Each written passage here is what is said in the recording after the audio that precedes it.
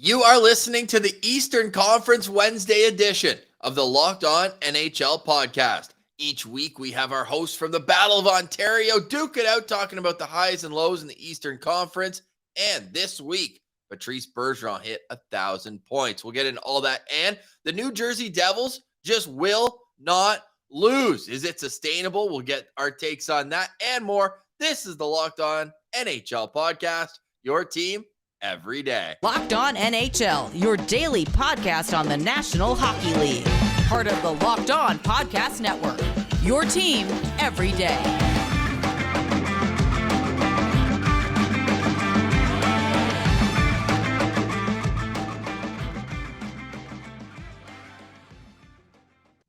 Thank you for making Locked On NHL your first listen on this Wednesday, November 23rd. I'm Ross Levitan. You can find me over at Locked On Senators. With me, as always, is Mike DiStefano from Locked On Leafs. Mikey, I know we'll get to all the hockey. We have our friends at Bet Online. How you feeling about Team Canada today? First World Cup game in 30 years. Yeah, I mean, they're taking on a pretty tough club in the Belgians, but man, I'm just happy that, Canada made the World Cup. It's pretty cool. It's something that I haven't seen in my lifetime. I don't believe you haven't seen in your lifetime either. So, I'm not the biggest soccer guy, and typically I'm an Italian supporter, but with them not being in the World Cup and Canada somehow making it, I am now all of a sudden tucking the Italian jersey away, the Azzurri jersey away, and go Canada. I'm gonna go hit up a bar with some buds tonight, watch the pints and wings. We'll see what happens, but I'm pretty stoked about it. But if they can score a goal, I'm like, that's the thing. I've heard like varying, because like I said, I'm not a big soccer guy, but I've heard varying opinions on what would be a success. And apparently some are like, if they could score a goal or two, that'd be good enough. Whereas I've heard others say they could really get out of this group. And like, you're seeing all of these upsets kind of happen early on. Like Argentina ends up losing the other day to Saudi Arabia. You got Japan right now as we are recording. Japan is leading Germany 2-1, which would be a massive upset in itself. So there's been a couple of upsets, and maybe Canada could be one of those later today if they take on the Belgians. Well, let's hope the Belgians haven't been talking to the New Jersey Devils, who during this current 15-game win streak are 8-0 against Canadian teams. They beat Calgary twice, they beat Ottawa twice, they beat Montreal, Toronto, Vancouver, and Edmonton. 13, but yes, they've been outstanding. I still have my heads in the Winnipeg Ice 15-game win streak came to an end. So can they pass that? 13 games. Thank you, Mikey, for the New Jersey Devils. Hey, 16-1 in their last 17 since losing the first two games of the season. Talk about a quick turnaround. Those fire Lindy rough chants, and now we got sorry Lindy. Apologies about that. We like you now. What is it about this Devils team, and do you think they can sustain it going forward? Can they sustain it? Absolutely. It's no fluke. Like, what's going on with this team is no fluke. Like, they're going out there and they're winning these games. They're decimating these games, dominating teams. I mean, when you watch this team play, and I know that they were just rolled through Toronto, so I had a chance to watch them. They just rolled through Ottawa. You had a chance to watch them. So they're pretty fresh in our minds. So when you look at this team, just like, how suffocating are they? They're so fast, and they get to you quick when you get the puck. They put pressure on you, force a lot of turnovers, and then their counterattack and the way that they have speed all the way down and just elite offensive players, top down, first line, second line. Like, they roll four lines and they score with all four lines. Like, they're deep. They're skilled, they're fast, they've got size, they've got it all, and they're actually getting some pretty good goaltending out of whether it's Vitek Vanacek or Akira Schmid, who's come in relief for them. So they've honestly just been an all-around great hockey team. The underlying numbers support how good they've been as well. So is it sustainable? Absolutely, I think it is. They've just got some guys who have really stepped up this year. You've got Jack Hughes, who's having his breakout. Jesper Bratt and the Brat Pack having their breakout campaign. You've got other guys. Sharon Govich has been stellar this season. Dougie Hamilton. Just go down the list, and They're getting scoring and contributions from everybody. Barring injuries, I think this team is absolutely a cup contender, Ross. Not just a playoff team. I think they could be cup contenders. And they're doing it without their big offseason acquisition, as Andre Palat went down with injuries just 6 games in. He had 3 goals during that span, but you're right. Guys are stepping up. This Fabian Zetterlund kid just hums out there. I know he's not putting up the same number of at least goals. He's got 9 points in 14 games, though, plus 10, while only playing 13 and a half minutes. Nathan Bastian, who they lost to Seattle in the expansion, he comes back. He's contributing. But what it really makes this team click to me is what their management's been able to pick off, whether it's trade or free agent, through the last couple of years to build up the decor they have. Dougie Hamilton as a free agent, yes, that's the king jewel. But getting Jonas Siegenthaler, a super steady defenseman, for the price they'd hit, I thought that was a really stout move. John Marino for a second rounder, and Ty Smith, who's toiling away in the AHL. And then they noted that, hey, the Avalanche were stuck. They needed Devon Toews there. They had some things going. Ryan Graves has come in there and just steadied everything. There's half your decor or more. That's 4 guys I just mentioned. Marino, Siegenthaler, and the 2 guys there, as I'm looking at Dougie Hamilton and John Marino. Thank you. Ryan Graves. Wow, what a world I'm living in here. The Devils have literally put me to hell and back with that overtime win a couple weeks ago. And then the 5-1 beatdown on Saturday was just atrocious. The Sens get booed off the ice, but you got to give stick taps where it's due. This Devils team is unbelievable. I don't know if I'm as far as you yet saying cup contender, but they've certainly established themselves as a premium team in the Metropolitan. I still think in a 7 series in playoffs, I want to see it first, but it's hard not to be a believer of this group the way they're winning games. Yeah, and like they kind of play a style that I think can lead to playoff success, though. Like they play a pretty suffocating game defensively. Like they're all over you. They'll force turnovers, and then they can score in a lot of different areas. So to me, I think that this team, I mean, unless they completely fall off a cliff, but like I said, 20 games in, you look at the underlying numbers. They're number 1 in the league in expected goals for, number 1 in the league in expected goals against. So their offense is humming, their defense is humming, they're getting steady goaltending right now. That was the only kind of question mark about this team was, can the goaltending hold up? And it seemed to be doing fine.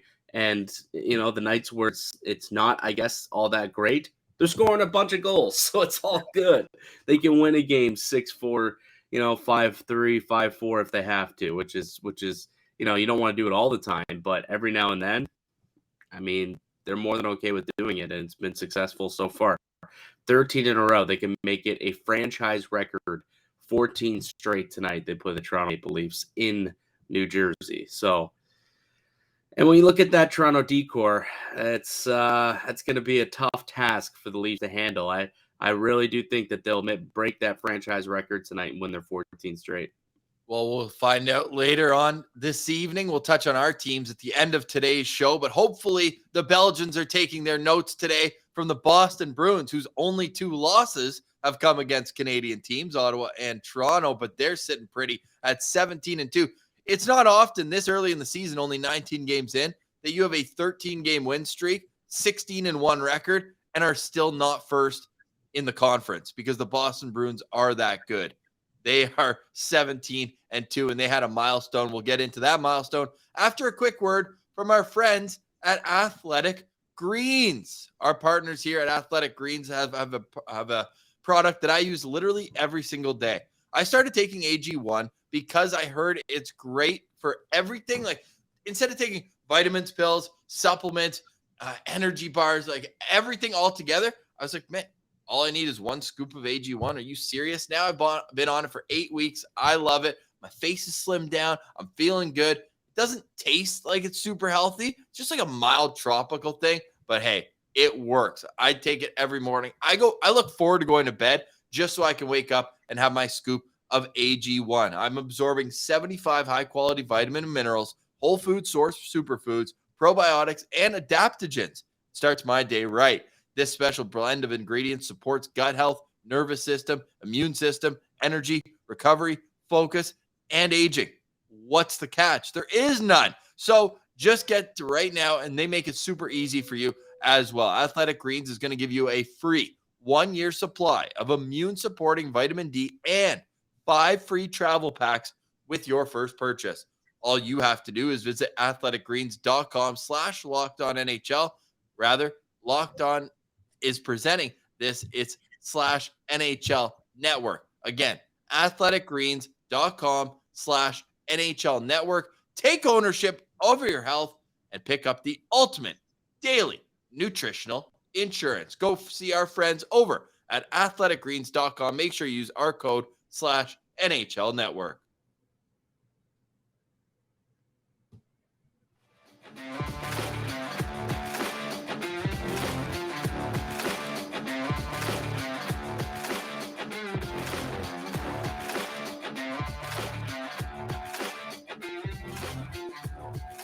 You are Locked On NHL. It's your team every day. Make sure you subscribe to all Locked On NHL shows on YouTube and wherever you get your podcasts, like Locked On Leafs with Mike DiStefano and David Morassutti. You can follow Locked On Senators as well, and all of the great shows. How about our boy Ian McLaren, just humming up the charts, just like the Bruins are with the standings. Patrice Bergeron gets 0.1000. I got to say, Mikey, I'm a little surprised it took him this long, the way he's had his career. Surprise, it's taken him this long. No, hard it is to get 1,000 points. I don't think is the list still under 100 players who has 1,000 points in the NHL? How many NHL players have 1,000 points? I want to say it's right on the cusp. I feel like it's under 100, like 97 or something like that, 96 players. I want to say. I could be completely wrong and out to lunch on this one, but I feel like I this was like a trivia question I was asked a couple years ago, and I was shocked at how like little people have reached that mark. Patrice Bergeron, the 94th player in NHL history to reach that milestone. Our boy, Jason Spezza, just on the outside. You know that he was 5 points away? Sad. Oh, yeah. I know he was. I was on that watch last year, all last year. We were watching it, especially towards the end, but wasn't going to get there. Look, Patrice Bergeron, the thing about this guy is, I mean, he just keeps getting somehow better and better. Like, I don't quite understand how this dude is 37 years old and maybe playing some of the best hockey of his career. Like, we said this last year. Like, the underlying numbers suggested that last season at 36 years old, he had the best statistical career season of his career, and he's just really followed that up this year. He's got 18 points in 19 games. And the thing about Patrice Bergeron is, like, he's just steady. Like, you know exactly what you're going to get from this guy. And it's not even the points. It's just the fact that he's an all-around player. And he's been known as, like, the premier all-around player in the game for, I don't know, how long? A decade now? Probably. Like, so I have so much, like, I hate the Boston Bruins, just, you know, growing up a Canucks fan, 2012, and also being a Leafs supporter and a Leafs, you know, reporter. Yes, I hate the Boston Bruins as a team, but you got to respect Patrice Bergeron. Like, when that guy throws on a Canadian sweater, you know, you love the fact that he's on your team because you know what he can bring. And, you know, he's never in the news for anything negative. He's never getting suspended. He's just reliable, dependable. And, man, the guy can defend like no one else and scores 1,000 points in his career on top of it. It's truly amazing. First ballot Hall of Famer, 100%.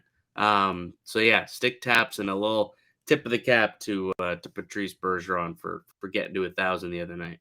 I loved the video the Boston Bruins posted. Usually you get like the old teammates one, and they did that too with, you know, Chara, Tuukka Rask, all those guys who helped them along the way.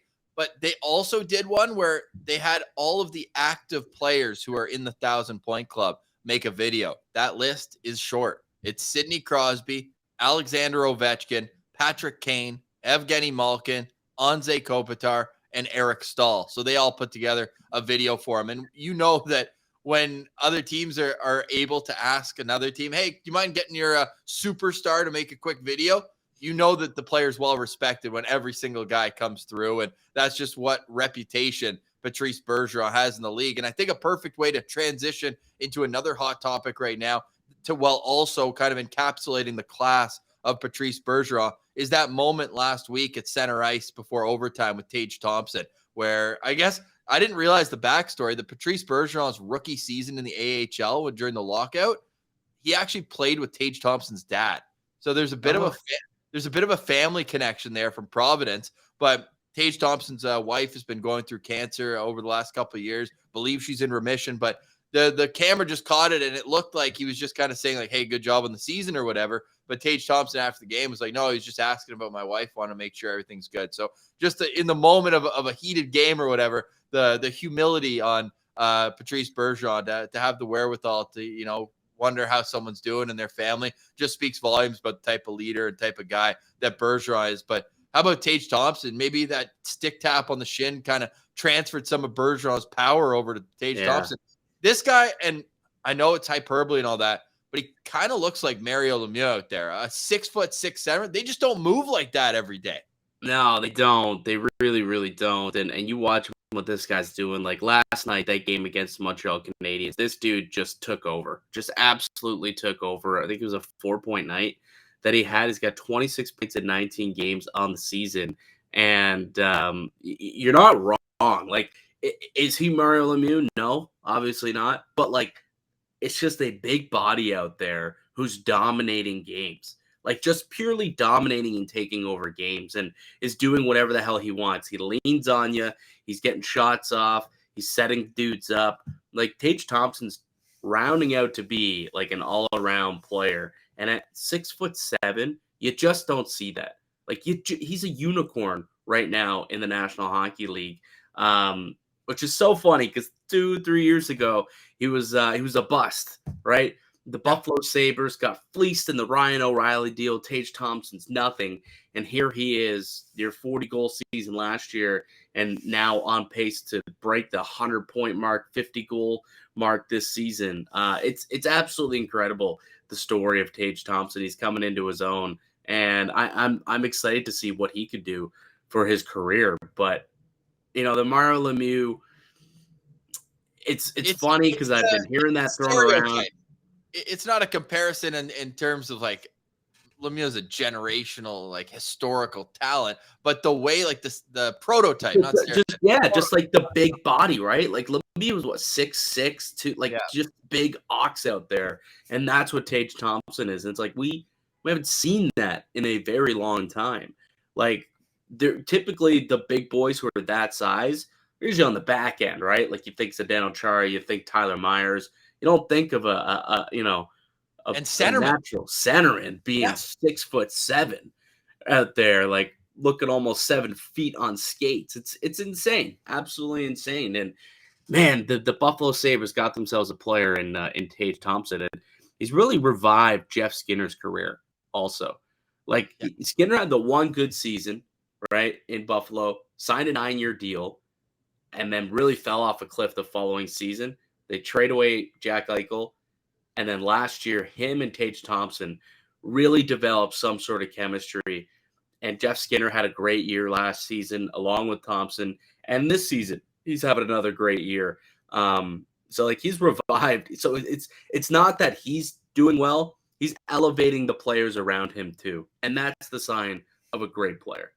Perfectly said. Yeah, Jeff Skinner 5 points in that game against Montreal on Tuesday night. Tage Thompson now with 12 goals in his last 12 games. And the irony is, for a big body down the middle, he's not even winning his faceoffs. When he rounds that out, like he was in his last 3 games, he's gone 16 for 29 in the faceoff dot. So 50%, I guess, all things considered. I just saw 42%. Those are losses. Those aren't total faceoffs. I was doing them as total faceoffs. So he's won 16 and he's lost 29 in his last. So that's a little lower than 50% there. Closer to 42% on the year. 42% on the year. Yeah. But hey, that'll come along. Still a young guy, but just a fun. Well, he player. wasn't even a center. Like, keep in mind, he wasn't actually a center. Like, he wasn't developed as one. He was developed as a winger, and then they moved him back into the middle. And it's really improved his game, and he's taken off ever since. So the Buffalo Sabres have now won once after 8 straight losses.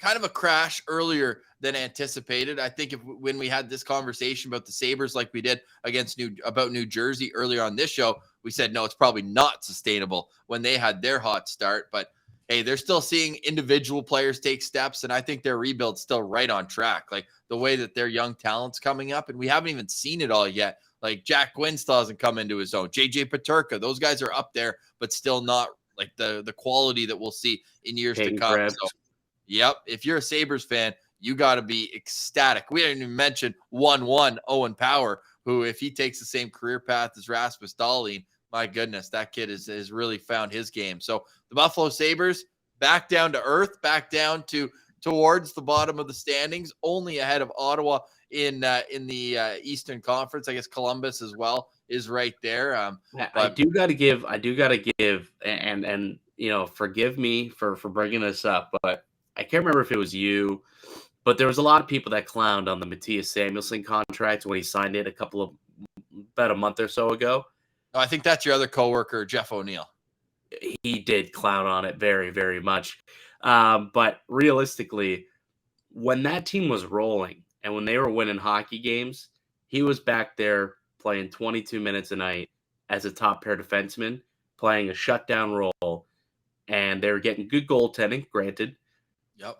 But then when he got injured, and since he's been gone, that team has not won a whole lot of games. I'm not saying A plus B equals C, but maybe Matthias Samuelsson's a decent player and well worth the 4.2 or whatever million he just signed for the next 7 years. I told you guys, maybe it wasn't on this show, but when that contract was signed, that would be looked upon as a steal, a Jacob Slavin level steal. I think that it may even come earlier than we thought. That's a statement, but I think this kid's a real deal when it comes to defensive defensemen. The Carolina Hurricanes nearly stole 2 points from the Winnipeg Jets. However, their OT did not go the way the last 5 minutes went. We'll touch on some highs and lows coming up in the final segment right here on Locked On NHL.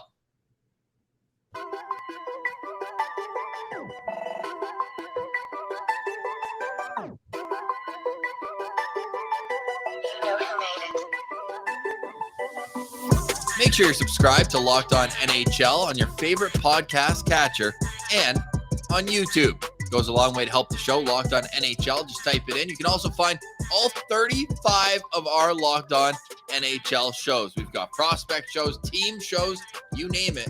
You can find it on the Locked On NHL network. It's your team every day. Local experts on the biggest stories. I'm Ross Levitan. You can find me Locked On Senators with Mike Stefano from Locked On Leafs. Mike, have you ever seen 3 empty net goals? Like with your goalie out pushing, needing 1, needing 2, needing 3? That's what the Carolina Hurricanes did in Winnipeg. Yeah, like nothing's coming to mind right away, and it was something that it was the talk of the press box. I was at the Leaf game when that was going on, and I saw the score was like 3-0 early in the third, and I was like, oh wow, Winnipeg is about to dust off the Hurricanes. Like that's an impressive win. That's a big dub. And a couple minutes later, one of the guys comes over. He's like, "Do you see what's happening in the Winnipeg game?" And I was like, "No." He's like, "Carolina pulled their goalie with 5 minutes left, scored all 3 empty netters, took it to overtime, and then unfortunately lost the game in OT. So they didn't get the Cinderella ending, I suppose, the Disney ending. But the fact that they were able to pull the goalie and not allow any shots on goal, I guess, and just completely carry and dominate play for the final 5 minutes of the game and put 3 behind Connor Hellebuck. Was it not Hellebuck?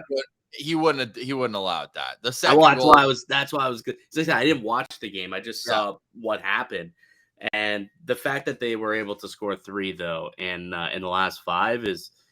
Yeah, I can't think of the last time that I've seen that happen. I think what's more impressive about the fact that they scored 3 goals in 5 minutes at 6-on-5 is the fact that they didn't allow a single shot on goal in that time to allow, kind of the backbreaker, if you will, that would have been if Winnipeg would have been able to get a shot on that.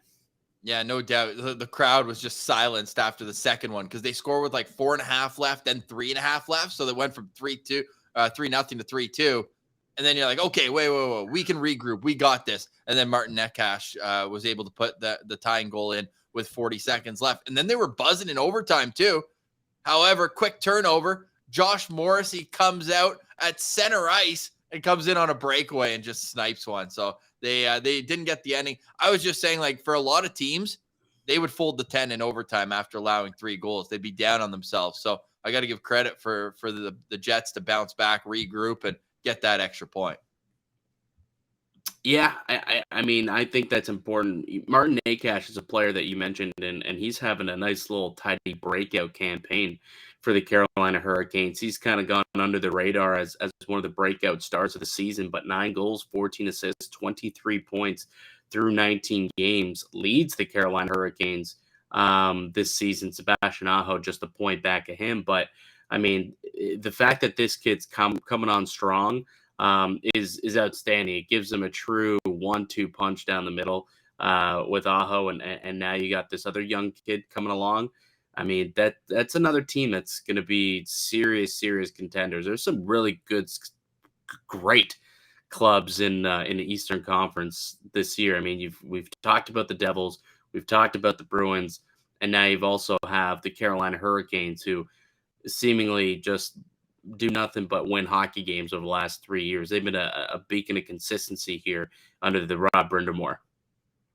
Yeah, so you look at it, 3 losses, but they're all in OT. So if you're going to lose, may as well get those extra points along and keep chugging. Second in the Metropolitan Division. Actually, a 3-way tie after the Rangers beat LA on Tuesday night as well. So both New York teams, or all 3, I guess, if you're counting New Jersey in there too. So the tri-state area really humming along here in the Metropolitan Division, but the New Jersey Devils, the class of it right now. Yes, we'll get into it more next week as well. I know we want to finish off with a quick word on the Leafs and Sens, but the Washington Capitals are without Tom Wilson for the next little while. Now, I don't know about Nick Baxter. I think he's probably more doubtful to return even at all this season. Yeah, I think Wilson's out till the new year. So are they going to hold on hope that if he comes back, it can make a real difference? Or are they going to start trying to sell some pieces here? Because I don't know where they think they are when you get Darcy Kemper. I think they obviously had higher hopes than where they find themselves right now at 7, 10, and 3 on the season. But like, that injury list, like we mentioned those 2 names. Well, you're also missing Connor Brown for potentially the year. TJ Oshie is out. Dmitry Orlov as well. Carl Hagelin. That's a ton of NHL talent out of the lineup. That is, but whenever you have like Alex Ovechkin, can you really afford to take a year off? Like, he's 37 years old. You know, like, can you afford to pack it in this season? I don't know. How's he going to respond to that? Is he going to allow for that? I really don't know what this team's going to do, but you're right. They're in a bind. They're quite low in the standings right now as we look at it. 17 points in 20 games. Pretty far out. They're just not getting very good steady play. The injuries obviously are definitely affecting that. And it's a tough division. It's a tough conference. Like, at the end of the day, you know, there's so many teams out there. Like, this team right now is what, 5 back of a wild card spot, both in points, and there's 5 teams ahead of them for the final wild card spot. So, you know, it's not that it's insurmountable and impossible. Clearly, they could go on a heater, win 4 or 5 in a row, and just like that, they're right back into the mix. But the injuries are definitely concerning. I don't think this team's going to make that call anytime soon. They'll clearly still continue to try and win, I believe, all the way through, and then come deadline time, make that decision, because they've got some guys on expiring contracts that I think would be attractive trade deadline pieces. I mean, they signed Dylan Strome to a 1-year deal. There's probably some teams that would like him. Lars Eller is on an expiring deal. I bet you there's some teams that wouldn't mind adding him into their bottom 6. He's always been kind of a steady, good player. Marcus Johansson's on a 1-year deal that they could try and get something for. Defensively, Nick Jensen is a player who's played some pretty decent hockey. You know, number 4 defenseman, right shot, defensive guy who's only making 2.5. They could get something from him.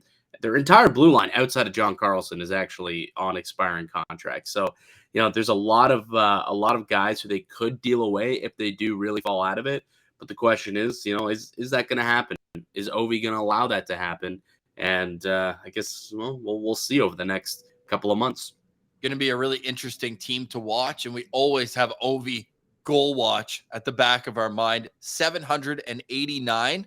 He is exactly 12 away from Gordie Howe for second on the all-time list. You can go check out Locked On Capitals, where they'll have everything you need to know about Ovi's chase for Wayne Gretzky's record. Still about 100 away from that, though. So we're not banging the drum. He's got 9 goals in 20 games so far this season. He's also a -14 and certainly is aging. Time is undefeated. He's 37 years old, but still able to find the back of the net more than anyone else on his team. All right, Mike, you mentioned the injury troubles for the Toronto Maple Leafs, who have had a decent week, a decent last while, 6-1-3 in their last 10 games, 10-5-5, good for second in the Atlantic Division. What's the weekly roundup for the blue team?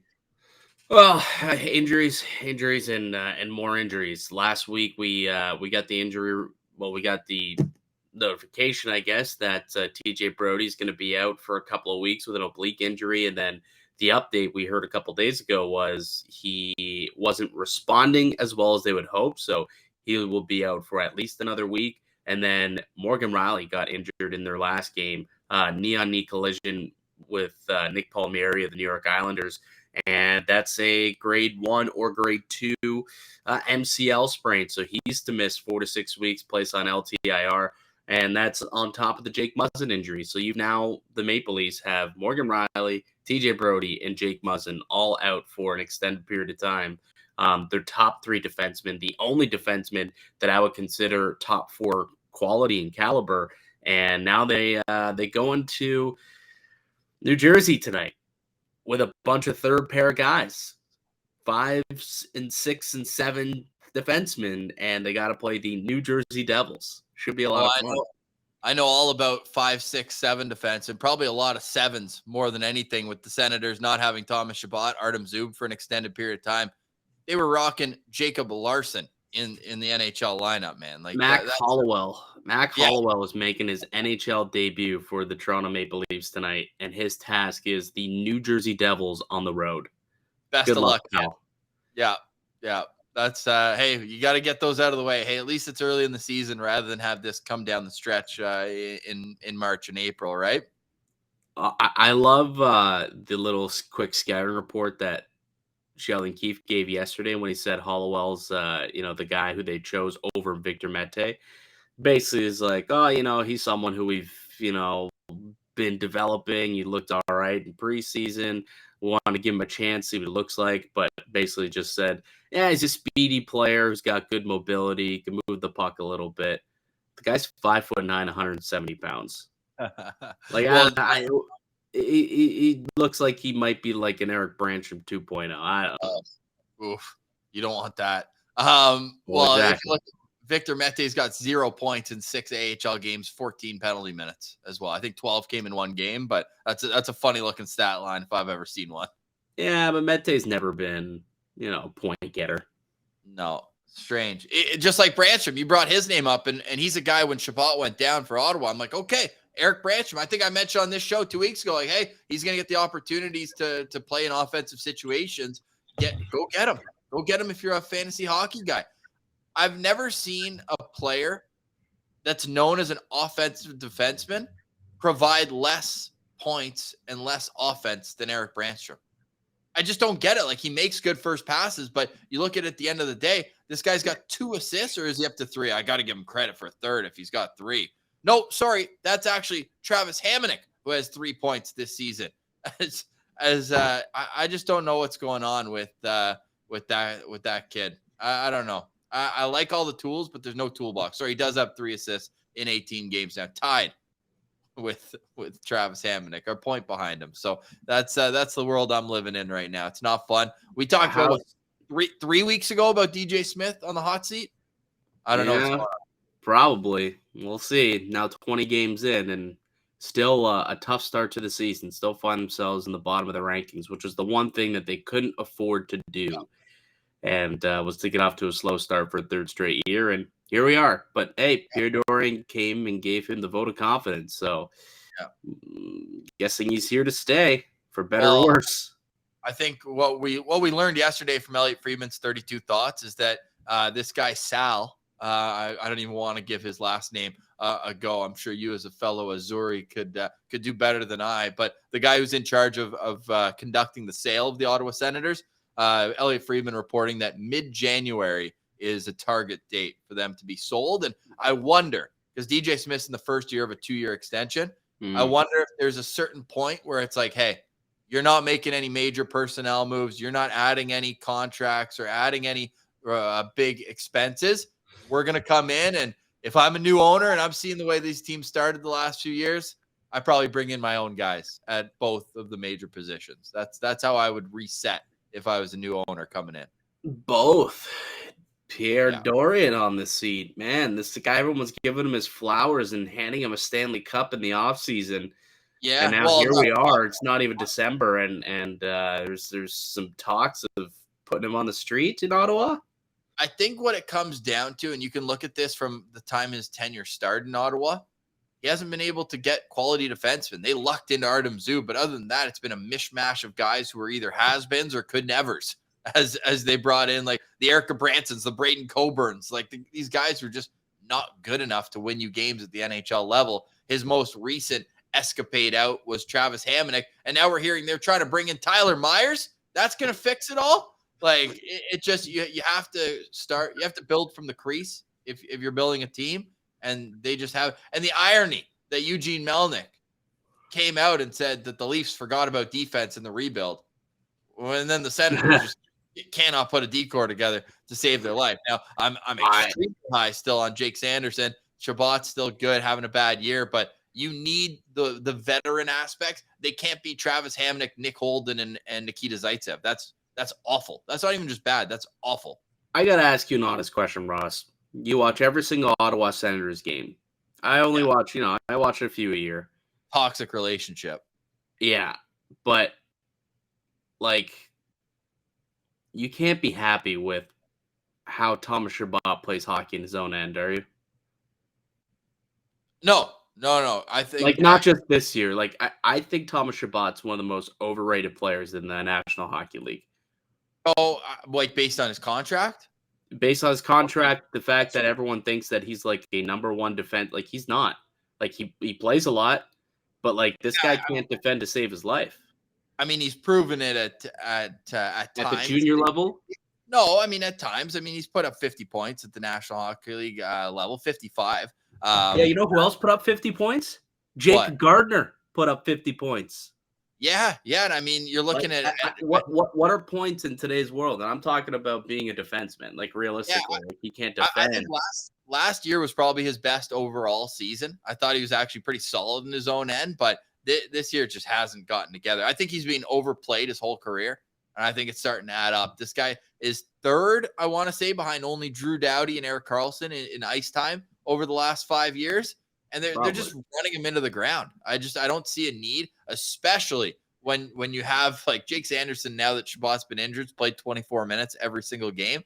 I just don't see a need to play Chabot 29 to 34 minutes a game. It makes no sense. And he's just gassed. The biggest problem for him, and I think this is more of a coaching issue, which brings us back to DJ Smith, is that Chabot's average shift length is 1 minute and 1 second.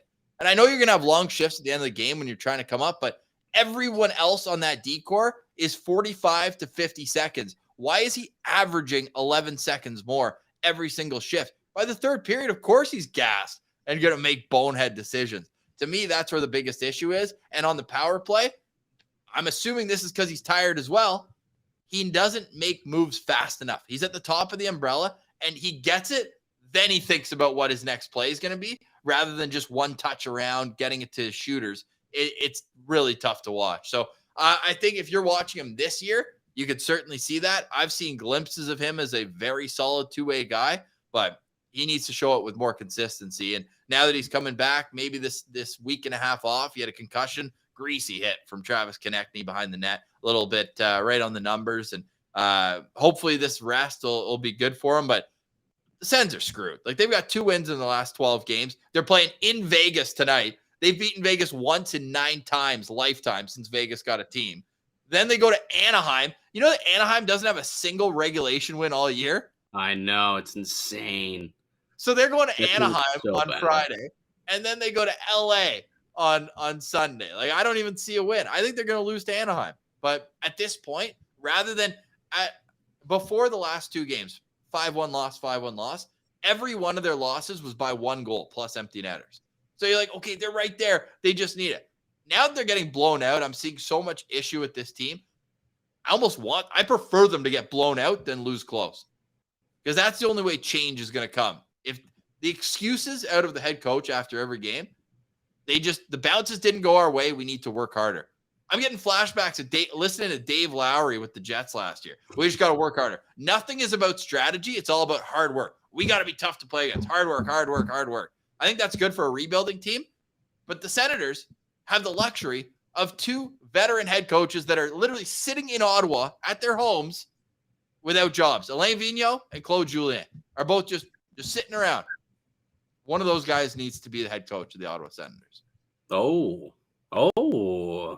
what a statement. They need experience. The most damning stat I think you can pull up, the only head coach or the last head coach for the Senators to get a head coaching job in the NHL after leaving Ottawa was Jacques Martin. They've gone through 7 head coaches since. None have been rehired. That's what happens when you go off the bargain bin with rookies who then just don't get jobs. Craig Hartsburg, never heard of him again. Corey Clouston, Paul McLean, Pete Boucher. Like, these guys all were one and done. It's like they need a guy with veteran experience who's been through the battles and proven. Like, I think there's a stat that came out, and in 18 years, Claude Julien has finished 6th or worse in the division once. DJ Smith's been a head coach for 3 years and never finished better than 7th. Like, wow. I mean, I know the teams, and it's a little unfair. I tweeted after the last game, the Senators have 35 road wins in 110 games under DJ Smith. That's 31st in the NHL. They just can't win on the road, and that's, to me, where coaching matters the most, where you're trying to line match. You don't have the advantage. How are you going to win games? 1 win in 7 road games this year. Yeah, it's brutal. It's all around brutal. It's tough to watch right now. But would you say the Ottawa Senators or the Columbus Blue Jackets have been bigger disappointments to start the year? Ottawa for sure, because I think everyone was shocked when Johnny Hockey chose Columbus, but they were always, I think, and I know I bought into the Kool-Aid. I think they were both right on the cusp of, like, they could be a playoff team, and neither look like playoff teams right now. Yeah, I guess so. I just think that when you're looking at where they are, like, their young up-and-coming centermen, like the Cole Sillingers and Kent Johnsons, are less established than Stützle and Norris. And I think that's probably where it's like the Senators' youth is a little bit higher. What do you got? 4-year extension for Hurricanes goaltender Peter Kotkov? Yeah, dude, I love this guy. Dude, he's actually sick. He was the guy in net for that game against the Jets that I watched. He is a fun tendy. 2nd rounder from 2019. I know that because I had Sogard when I think the pick before the pick after. But he's one of those like hybrid Russian tendies. He's so aggressive. He's throwing out the Ronnie Hextall poke checks and stuff. Like, he's fun to watch. And I mean, Russian goalies have fared very well in the National Hockey League over the course of the last few years. Yep. What's the numbers? What do you think the number's at? 4-year deal. 2.6. 2 flat. Ooh, I like that for Carolina. That's a great number. That's a great number for Peter. Who's in their system right now? Like, who are they owing the money to? I got it right here. So Freddie Anderson's in the last year of his contract. Yeah.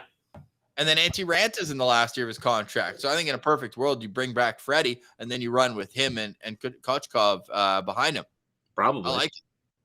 I like it. He's had a solid start to his NHL career. He's only played 7 games, but I mean, a 9-10, 9-11 save percentage.